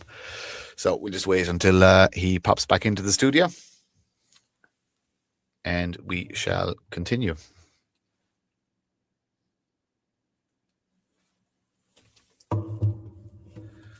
Just while waiting for him to come back, I'll just put the shout out there. If anybody it doesn't matter who you are, what you are, where you are, if anybody's interested in having one of these conversations, and like I said, they're long form conversations with no real, it's not structured, so to speak. It's just two human beings speaking to each other about whatever. Aaron and me would have some commonality in relation to, we both were in the same political party at different points, and we're both kind of in the nationalist activism roles and stuff like that. But anyone at all that wants to ever come on and have a conversation, and it's not about an argument. There's no one right, there's no one wrong. It's literally just two humans talking to each other. Please just hit me up. My social media, all my DMs are open, so you can DM me on X, you can DM me on Facebook, you can message me on TikTok. if you ever want to want to have a conversation. I record on Sundays and Mondays. So anytime that I normally try and get 2 or 3 done per day. So I normally have 4 or 5 done in any given weekend. So if you are ever free on a Sunday or a Monday, and want to spend an hour and a half of your time talking, then please feel free to reach out. Aaron's back there now. Martin, someone doesn't want us talking about it. We have this in the show from time to time, and we joke about it. We say there's a certain word you can't say, or certain people you can't talk about, or whatever. We didn't do that, but we have that technique. When I used to do the show live, this used to happen the odd time. I remember doing an interview with Orla during the elections last year, and it just cut off. It just couldn't get her back on, and it is what it is. I'm okay at a monologue, so I was chatting away to the imaginary audience that may be listening in the future. I actually went into a monologue about you were talking about kids getting PlayStation at 6, and I kind of started talking about when because we obviously want to give our children everything, because that's what being parents are. You want to give them more than we had. Yeah. But there's a cost to that in relation to that. The more you give, the less they appreciate. And that we'll get to a point where the youth, especially because of mobile phones, and everybody is living with this 6-second memory. I don't know if you know about the 6-second algorithm on TikTok or Facebook or anything like that, or, the first 6 seconds, that's all people. 6 seconds gone, 6 seconds gone, 6 seconds gone, and they're just flicking to the next story. But if you continue that way, where young people don't appreciate anything and they've got these 6-second memories, they'll eventually get to the point where they don't care about humans, and they'll be so desensitized to everything that your lovely little Johnny or Mary that you gave the PlayStation to won't give a crap about you when you need them to actually reciprocate, and you're elderly and you need help going to the toilet, or you need help going into the climbing the stairs and all this kind of stuff. They'll just come and they'll just subcontract it out to the cheapest or whatever. We may even get to the stage where they'll just say, get in the suicide machine there, mom and dad, will you? It's for the greater good. And that's the risk, and that's what's been indoctrinated into youth today. It's this don't care about anything. It's nihilistic. It's soulless. I don't know. What are your thoughts? Yeah, I'd have to say I do. Once again, have to agree with a lot of your points and thoughts on that, and in particular with education, of course. In particular with the changes that are occurring around. With myself, I mentioned the sovereign voyage earlier on there. And I certainly would be against changes to the curriculum and education that would involve sex education. Remind everybody about the sovereign voyage and who was that. Ross was there. Who else was Ross. in it? Ross and Andy. Andy Haseman, Ross LaHive. Now there was loads there. Like God, Dave the charity. God, it was some experience, to be quite honest with you. It was brilliant. Margot was there as well. Anita Ward. Who else was there? God, I won't be able to credit everybody. I know Peter Madden was up there as well, but I don't think I was there at the start when he was there. I was doing something else in Waterford. I came a bit way through the first week. It was a fantastic concept, and I know most of the people that were on it, and they were just absolutely. Alan Sweeney. Yeah. Yeah, I keep shouting names at you now, Martin. They keep coming to my head. Look, there was a lot of people that would have been friendly or like-minded or whatever throughout the movement, I suppose, where that Andy and Ross were, I suppose, to credit both of them, not just one of them. I know Ross is to his credit, was, let's face it, I think and believe the one that started the library campaign there in Cork City regarding that. But the Sovereign Voyage was something, of course, Andy was doing previously. And it was just that year, they kind of both, in essence, combined. It was just at that time of the year, it felt right. It was just great to get involved. But there was some great people. I'm definitely leaving out names and everything of people that helped us. There was major things that happened around it that, let's just say, we won't say too much of. But there's people that helped out, and they were absolutely legends. I've heard one or two of the stories. It was a fantastic concept. Would you think it'll ever be done again? I know Andy certainly will do another Sovereign Voyage. I think wasn't the one beforehand with Dara Flaherty, I believe, in Galway. I think the concept of a change is a bit. The voyage is the voyage, but I think Andy is planning to do something. I haven't spoken to Andy in quite some time, and I can't speak for Andy, of course, but my belief or understanding would be that, of course, he'll continue with divides, but it may not necessarily be around the indoctrination, of children. Different, same voyage, different message. Yes, I would believe so, Martin. And it was a great experience. And look, it was a shocking experience for me to walk into libraries up and down the country and pick up a book that had Grinder in it in an 8-year-old section of the library. That was a shocking experience. Mm. And that's the truth of it. And listen, I watched Ross like many other people did watch Ross. I had great time for Ross down through the years, of course, as I still do today. And they've faced a lot of challenges, Ross Lahive, and indeed my own partner, Margot Mills, regarding the library and regarding what has happened, And then Steve McGill as well, by the way. There's other people there that could be spoken about that are named publicly and known publicly for a stance taken as an adult, as a male or a female adult, that suggests or opposes that the position of this book in said library is wrong. Mm-hmm. Somebody who kind of has a problem with that would want to really reflect on the thoughts of their own mind. If they feel as though that a book that promotes Grindr, an over 18 gay adult dating app that appears by wording, by link message in a book, I don't care.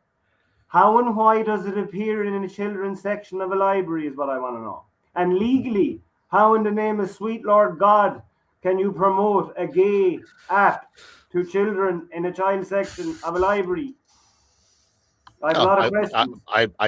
I can give you the answer. It's a UN directive. It's in a UN document. That UN document is fed into our education system and is approved by government. And it's like this is happening. This is one where it is genuinely outside influence. Obviously, our best little boys in class up in Dáil Éireann are signing off and all this stuff, but a lot of this stuff actually bypasses the Dáil. I don't know, do a lot of people realize that? Like the Dáil of Ireland has very little power. Like the EU, the UN, and all of these other alphabet agencies communicate directly with the councils and with senior civil servants. A lot of this stuff doesn't even go near Leinster House. Straight into Waterford Council or Kerry Council or Tipperary Council or wherever it is. There's your instructions. Make sure that happens, or it goes directly to the departments and bypasses the minister altogether. The senior civil servants in this country are the real power in this country, not the Johns and Marys that you elect. They need to be held accountable, but there's a whole hierarchy way above them and below them that are making all of this this happen. So. Have we reached peak woke? We're talking about gender ideology now and trans, etc. I think the worst of it has passed. I think there's a decline now in people got fatigue. You hear the term black fatigue and crime fatigue, and I think we've got rainbow fatigue now. Do I just have a short memory, and because all the rainbow people go to sleep and hibernate for the winter? Is it a case that you don't see them because we're still out and about in the dark evenings? Is it just a case they're gone to sleep for a while, and as soon as it gets a little bit warmer and they can dress in their whatever they dress in, they'll all be out again? They'll come out from under the rocks. Yeah, I think you could be right, Martin. I think something along those lines, will probably be the case. Look. Do you know, it's funny you mentioned this, right? I not to touch on the Sovereign Voice, to touch about some of the great characters that we know within the movement, right? Dave Riley. I had a great conversation with Dave one night. I don't know why I feel like I need to talk to you about it now, Martin, but it's probably a good point. I interviewed him. I interviewed him last year, I think. But Dave, right? And it was like something you just said triggered this in me. And another famous figure we'd call it. I know you refer to them as lefties, and I quite respect that. There's a lot of people within the movement that would call them a lot worse, right? But when I look at it,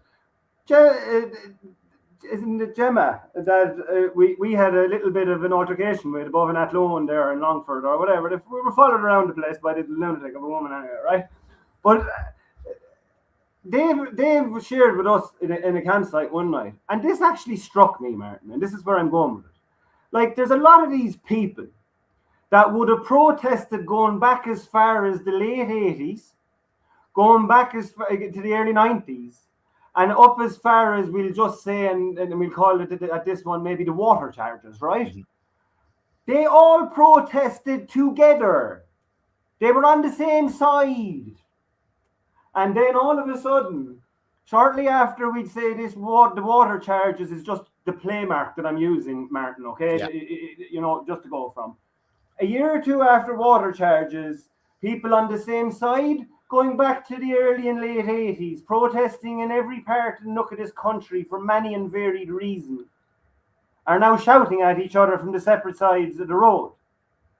I witnessed this. I stood on separate sides of the road. I just didn't know who some of these people were, but I was standing with some people who stood with those people 20 years ago, 10 years ago, 6 years ago, but no longer stand with them anymore. It's interesting you say water charges, and it is the last time that the country was unified against the state, and the state decided that's never happening again. And this is how government works. You can see this in America. You can see it in all the European countries. They create the divide intentionally. It's social engineering. They have nudge units. They have all the tools to do this, but they create the divide because divided we fall. It's as simple as that. And we are falling. And I suppose those who are more indoctrinated to either left or right or middle or whatever it is, the second you decide to stop, the second you decide you're right, you've already lost. It's as simple as that, because I'm not right. My opinion changes daily. My knowledge base changes daily. I can't say, like I said, I'm libertarian at heart. I just want to be left alone. But in relation to politics, it changes daily, because when I get a new piece of information and or I see a country doing something, implementing policy, going, Jesus, that's a great idea. I could tweak that, and that might actually work in Ireland. You know what I mean? But that could be from a completely left-leaning socialist government. You know what I mean? You have to, like I said, the only place I can't find good is in any form of communism, any form of Marxism. I can find no good to take out of that.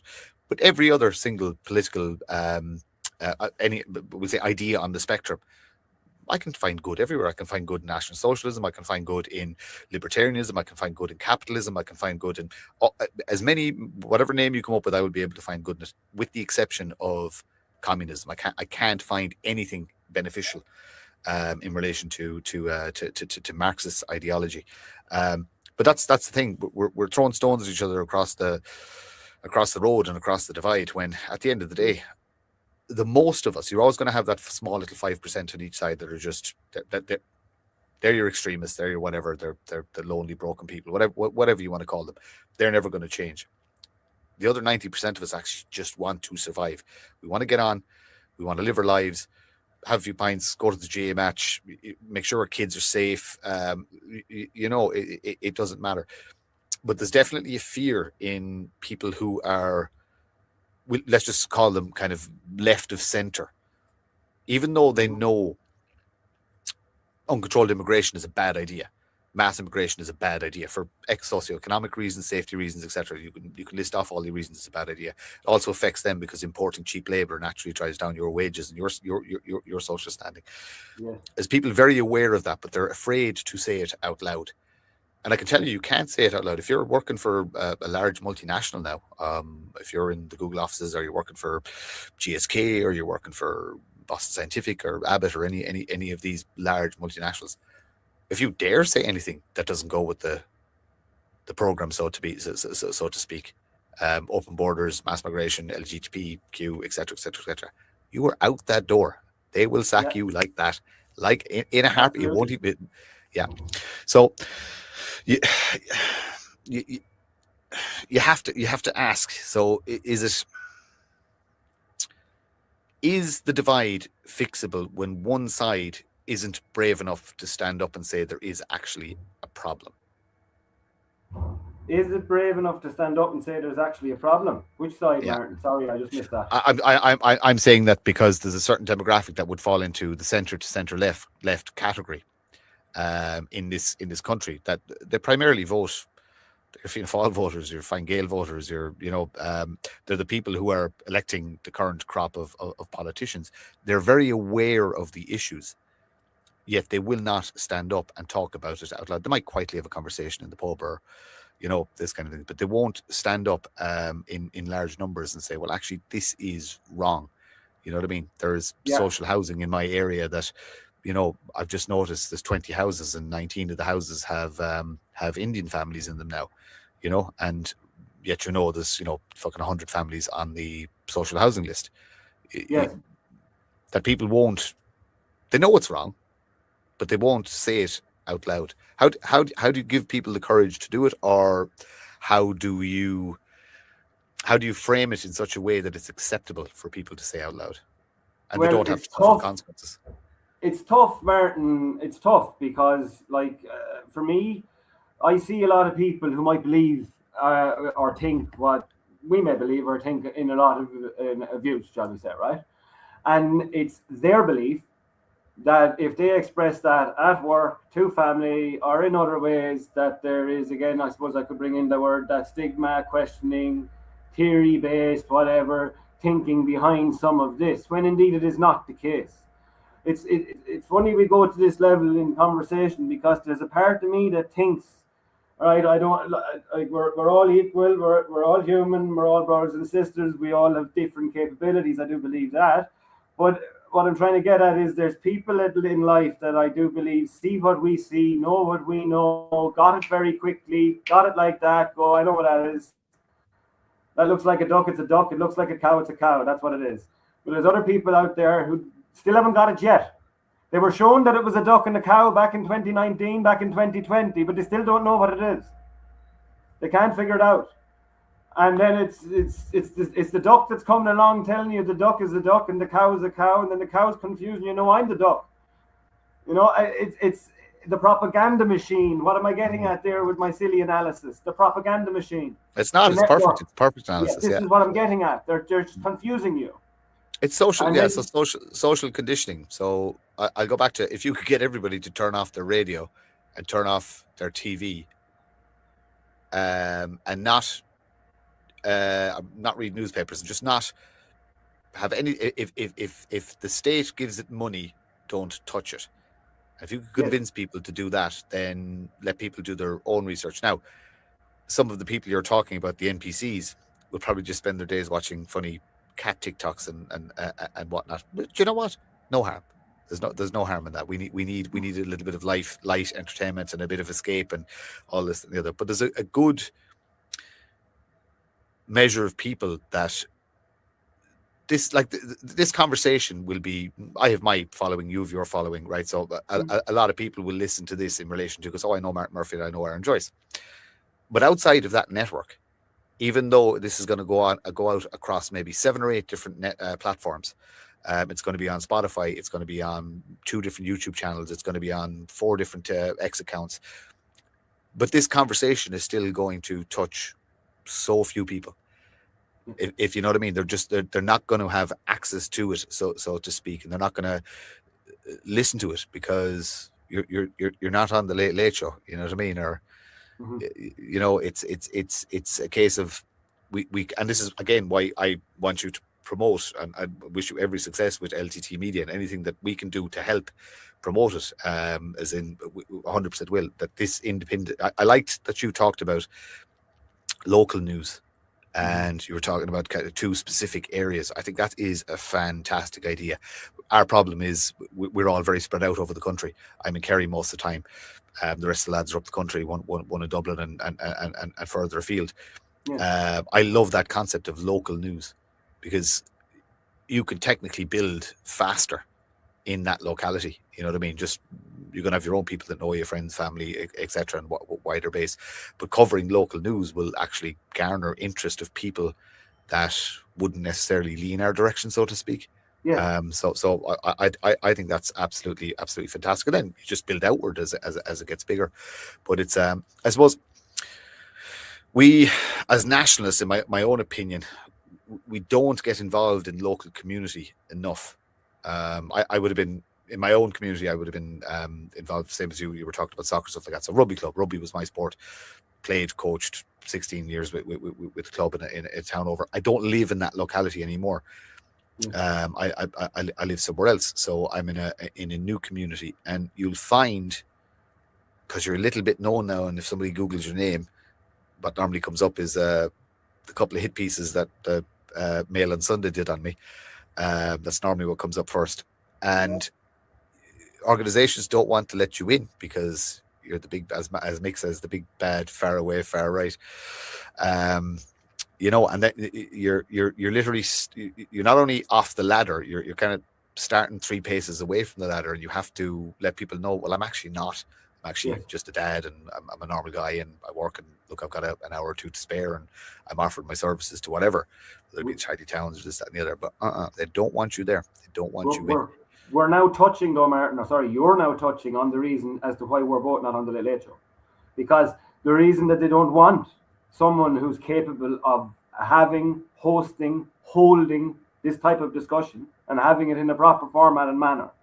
If that was presented to the Irish people, repeated over and over again, somebody will get something. Something's going to click like. They don't want that. They don't want somebody who's capable to be bombarded with questions and actually be able to answer it. Yeah. They don't want that. And I don't mean to be rude or to anybody who classes or counts themselves as part of a network, a community, or a movement, like we call it, that has been happening. There's no particular name on it. We know what I mean, right? But dare I say it without being disrespectful, the media, when they do try and present viewpoints and views from the right, they will take a clown out of the circus. God forgive me, you get my point. They will take someone that might be at one protest in 2 years, and they will go and pick someone that doesn't have a clue what they're talking about, and they will go and pick that person to be presented in front of the media. I'm saying this specifically because I know this, and this has occurred for a number of years for political parties and movements when presented in media. This has happened. They will pick people who don't even know the speakers, the hosts, the leaders, the communities that are being represented, which is ludicrous. But it happens, as you know, Martin. And well, it's propaganda. Look, propaganda is propaganda, and I suppose I don't lie about it. I love propaganda. I love the concept of it. I know how to weaponize it. I know how to use it. I know exactly what I'm doing with these conversations. I'm like I said, the reach is always going to be a problem, but this is exactly what we're doing. We're trying to present reasonable, intelligent people having conversations, throwing ideas out there, and just kind of you want Johnny and Mary just sit and listen and go, Jesus, those two sound all right.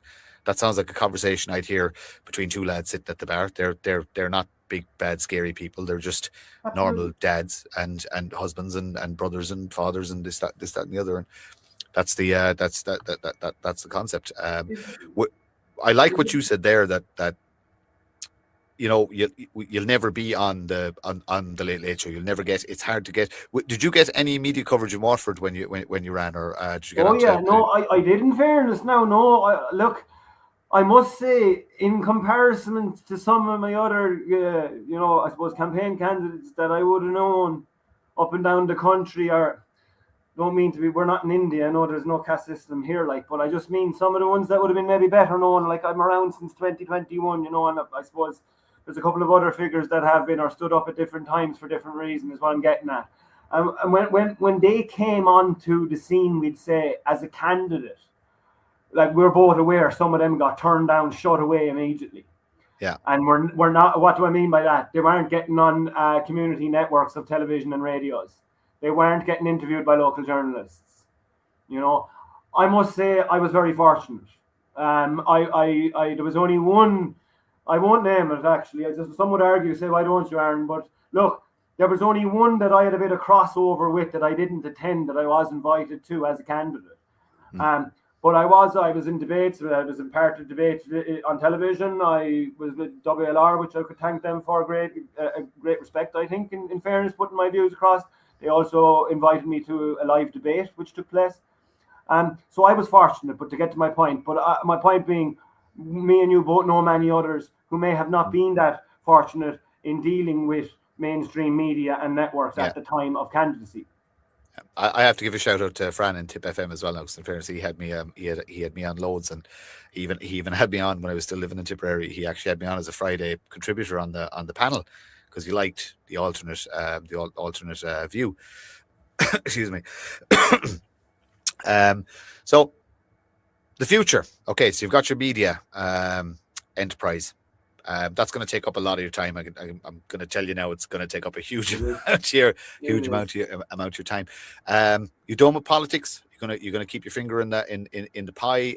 Do you think it's folly? Do you think it's something that you should even work behind the scenes, or?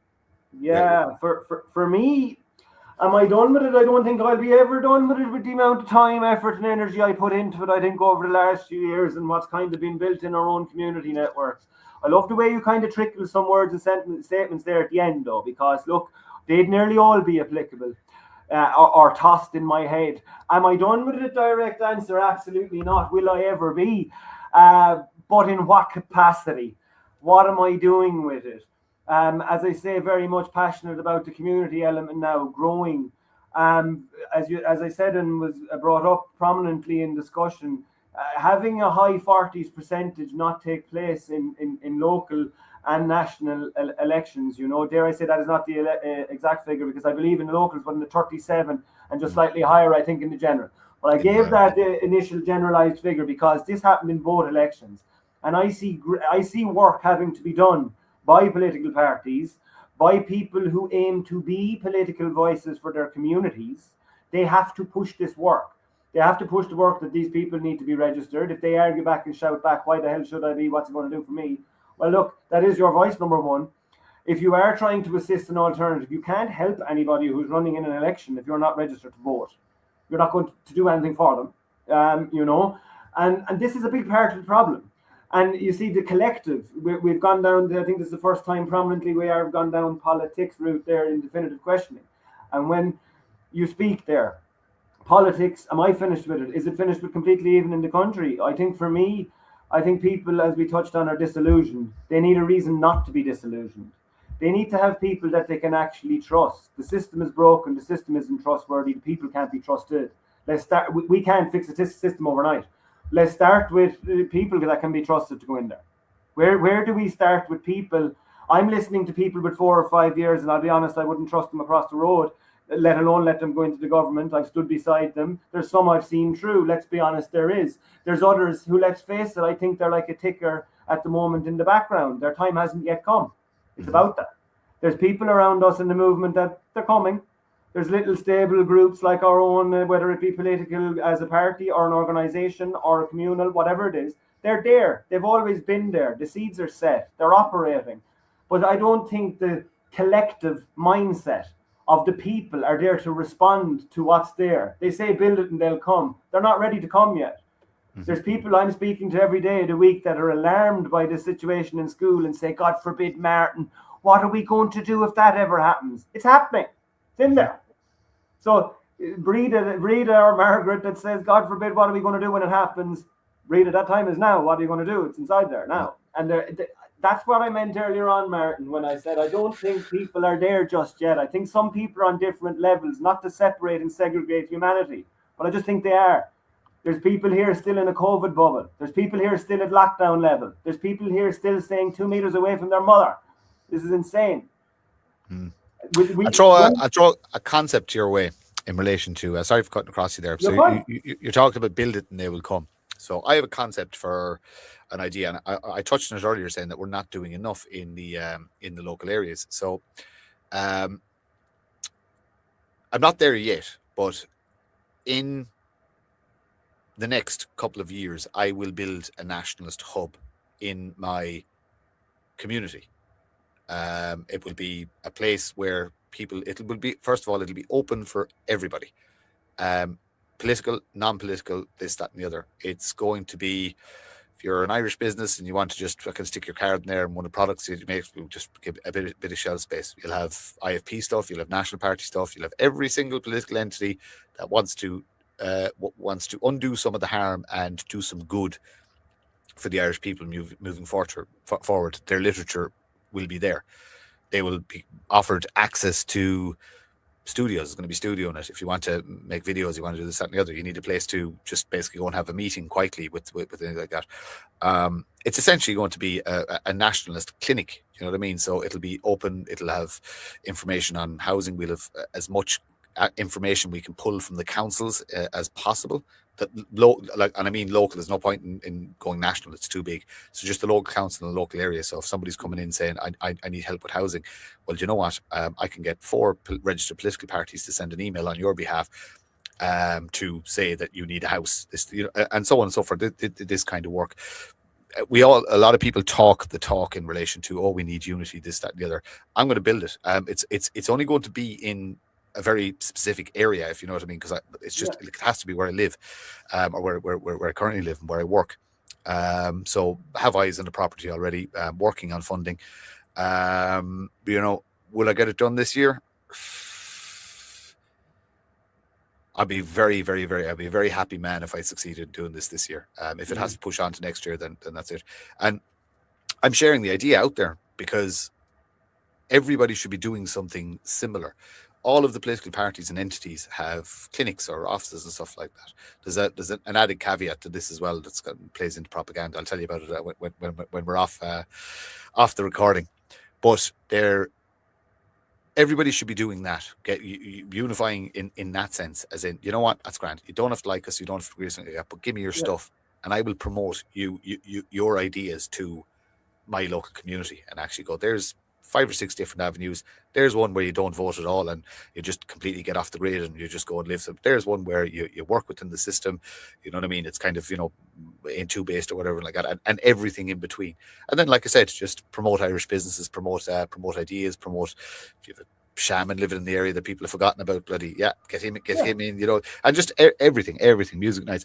It's very, very, very doable. There's every town in this country has derelict properties sitting there, that you could literally turn this into. Look, listen, we work and we're busy in this, that, and the other. If I could open it up for an hour every evening, 2 hours every evening, just as a hub for people to get information and stuff like that. I think that's where we're missing. We're not visual enough in the community, and we need a physical presence, which is basically store frontage with a bloody sign over it and say, this is who we are. We are part of the community. We're here. We exist, and here's what we're offering. Come in and learn more. Because at the minute, we're just we're an idea that the papers are selling as the big bad far right. We're the idea that the government is selling as just far right lunatics and fringe lunatics and stuff like that. I think we need to stick roots into the community now, and everybody just work in their own little area. Like I said, that's what resonated with me when you said, you know what I mean, you're going to be doing local news and you're going to be, I want to do that. I'd love to do that. Don't need to now because you're doing it. And that's the other thing. We can't be repeating each other's work. If you're doing something good, why the hell would I try and, you know what I mean?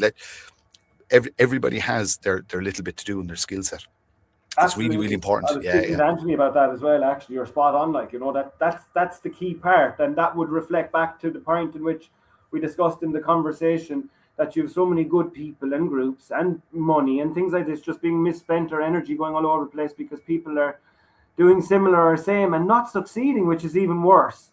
It reminds me a little bit like the housing charities across the country. There's so many of them and there's millions and millions of euro, but we have so many homeless people. It makes no sense. Well, so, the CEOs have to get paid, don't they?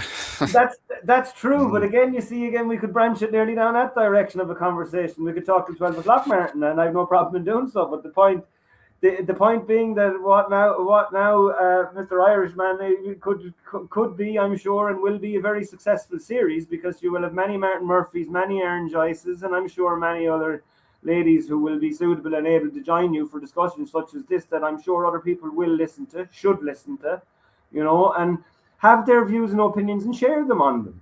Nobody's going to fully agree with me, and no one's fully going to agree with you, Martin, unfortunately. Nor should they. Yeah, but nor should they. Yeah. And this is the thing. There's no right or wrong answers. There's what's generally, even if you come up with the perfect solution, you're still going to piss 10% of the people off, just because that's just the nature of things. It is just, yeah. So it's about finding the happy balance and the middle ground. I'll tell you how eager my team are. I just got a message there saying, are you finished talking? Pull the clips and send them up to me. I need to get these out online for the promo.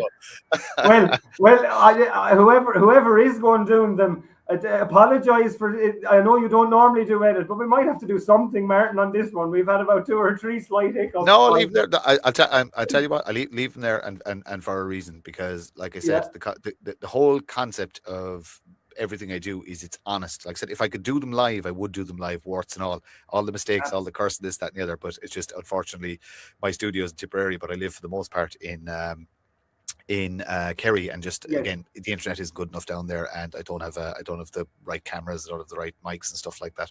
I will absolutely. relocate this down there at some stage, but like I said, my life is living out of bags at the minute, Yeah, a little bit. But listen, we're hitting 2 hours. Didn't feel like 2 hours, and we were no, only gone for 2 or 3 minutes in total. I know that you're scheduled to speak to Anthony on the other platform, which would be I'm going to really look forward to that, because that's going to be done face to face, isn't it?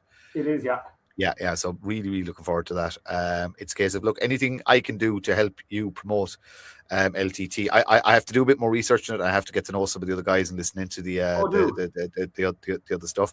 But look, I think you should see already, anything that's coming across in my social media feeds that I'm seeing with LTT is just like and share, like and share, like and share. So I it's much it's a appreciated, case of, man. yeah, I'm really, really looking forward to it. And you know what, we were talking about bringing the Irish Column show, doing a couple of lives in relation to actually renting out a hall and doing the show, Sunday night show live from somewhere, doing it on a Saturday night and Yeah, having a live audience and stuff like that. And again, look, if you're just like they're great crossover events, you know what I mean, where you can bring two groups of people together and two things, and you can have this wonderful panel conversation, you know what I mean, and people come and have a few drinks and sit around tables. And I was actually, just to segue into something, I was at the turning of the seal with the IRB yes, on the 21st of January. Please tell me I got that date right, because you did. I had one of the most informative, enjoyable evenings at that. It was, I have to say, it was absolutely fantastic. Fantastic people, fantastic music. The hotel it was like being at a wedding, is the only way I could describe it. Everybody had their best clothes on. Obviously, there's some formalities and stuff like that. And once that was done, there was dancing and singing and conversation and talk. And it was absolutely fantastic. I have a couple of people lined up from it to speak to, and a couple of recordings done of people I met there. But there's great ideas and great hope out there, and I actually think you asked me 3-4 years ago, I would have said we're doomed. We're just doomed. Yeah. I've got, as I get to know more and more people and more organizations, I think in the long run we're going to be okay. We've a tough battle ahead of us, but I think we're going to be okay. I think so too, Martin. I'd like to believe so. I think there's a lot of challenges we'll face. I think people need to really have a look and see what they want to have accepted in their lives going forward. What kind of world do we want to shape for our children? What future do we want? And I think we need to look at this a little bit more. I definitely like my role in life to play, or certainly we say on media as we touch it, to not be more so entertainment, but to be informative, to be of an a helpful nature more so than anything else. We have a media at present, as you've described a number of times throughout this, Martin, as propaganda. It is propaganda driven. This is where media sits. It shouldn't be. I thought we've looked at many things down through the years of great journalists who took gambles, who lost their lives, by the way, to tell stories. Yeah. Yeah. Media has changed considerably, even in my years on Earth, and that it has to change back. Media has to be honest. Media has to present live, local level news. If media is presenting news from Zimbabwe, Mozambique, or Afghanistan, that has to be factual news.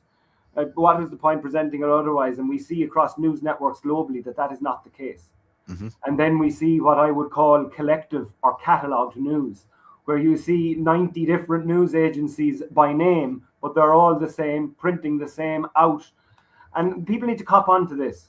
We're beautiful people. We're amazing people. It's actually a name of a podcast concept coming from LTT Media, The Beautiful People. And it Brilliant. aims at this. We are beautiful people. We have many faults. We have many issues in life. We have many challenges in life. But we are highly intelligent beings. And we take up a lot of our lives with things like, even we touched on here, Martin, feelings, problems, issues. There's day-to-day things that erode at us, as I mentioned, and we let these things happen. What do? We sometimes intoxicate our bodies, brains, our blood cells, but then with what? Drugs, alcohol, whatever it may be. I think there's a part there where we're not in tune with our higher selves or our greater intelligence. I think some of the people who are seeing what we're seeing.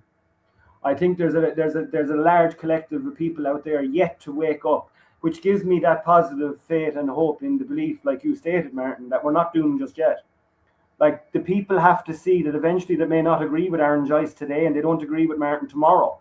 But that's not to say that Martin's level and concept of some form of self-efficiency, of building a hub, of building an area where people can either go to for either camping, traveling, stress-D time, or to live, all of that could not only be in physical operation, but could be very much appealing to everyone in the next 5 years. And I would see it to be the case.